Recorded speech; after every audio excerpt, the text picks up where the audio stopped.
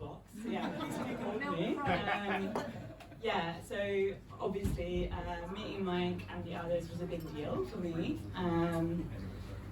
One of the things that I was thinking about actually today was that when I watched Pride, and then later on when I met you guys, that was the first time in my life that two different parts of my life came together.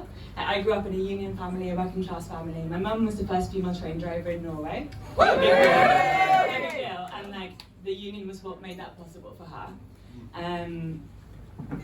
But somehow, for me, being a queer person, my queer identity was totally separate from my class politics and from my more radical politics. Watching Pride and also meeting you guys, that really brought that together for the first time. Yay. And so,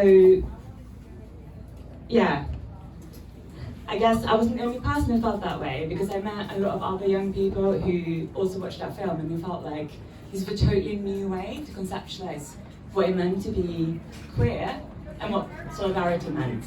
So 2015, we were seeing the refugee crisis, the so-called refugee crisis, happening, and we decided to, instead of just think about lesbians, gay support the minors as something nice that happened in the 80s, to see what we can do right now that will be living that legacy, and that's why we formed Lesbians and Gay Support the Migrants, and we're still going. We raised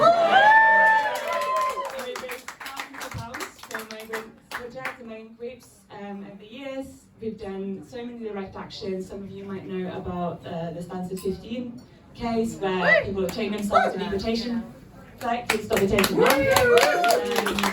Today, out in London, we held up the march for 23 minutes. 1 minute person who have died in police custody since the end of 2020 in protest against police at Pride. So, I'm sure you don't want to hear me talking forever, but you know, solidarity is so important. No one's free until everyone's free.